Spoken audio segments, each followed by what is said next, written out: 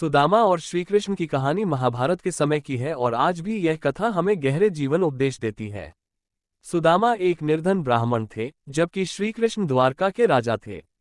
दोनों की मित्रता बचपन में गुरुकुल से शुरू हुई थी। सुदामा का जीवन कठिनाइयों से भरा हुआ था, लेकिन उनके हृदय में भगवान श्रीकृष्ण के प्रति अगाध प्रेम था।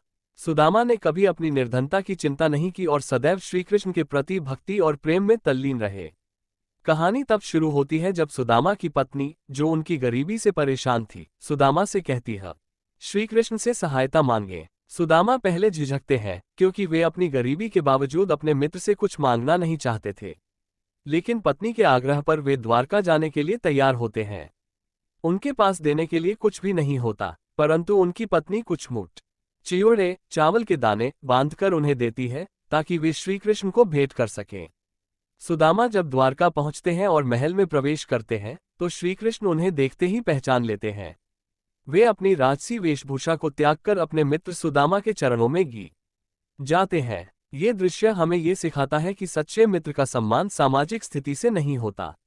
श्रीकृष्ण अपने मित्र का बड़े आदर और प्रेम से स्वागत करते हैं और उन्हें राजसी भोजन कराते हैं। सुदामा अपने मित्र से कुछ भी मांगने में संकोच करते हैं और केवल अपन भेंट के रूप में चिवड़े निकालते हैं। श्रीकृष्ण उसे प्रेम से ग्रहण करते हैं और कहते हैं कि यह उनके लिए सबसे मूल्यवान भेंट है। सुदामा ने कुछ भी मांगने की आवश्यकता नहीं समझी, क्योंकि वे श्रीकृष्ण के प्रेम से तृप्त हो गए थे।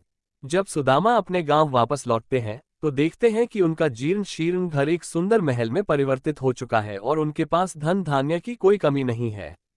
ये देखकर सुदामा समझते हैं कि श्रीकृष्ण ने बिना कहे ही उनकी सभी आवश्यकताओं को पूरा कर दिया। ये घटना हमें सिखाती है कि सच्ची भक्ति और मित्रता में मांगने की आवश्यकता नहीं होती। भगवान अपने भक्त की हर आवश्यकता को जानते हैं। इस कथा से हमें ये शिक्षा मिलती है कि मित्रता धन या सामाजिक स्थिति पर आधारित नहीं होनी चाहिए। ये प्रेम, सम्मान और विश्वास पर आधारित होती है। श्रीकृष्ण और सुदामा की मित्रता ये दिखाती है कि सच्चा मित्र वह होता है जो हमारे सुख दुख में साथ खड़ा होता है, चाहे परिस्थितियां कैसी भी हो।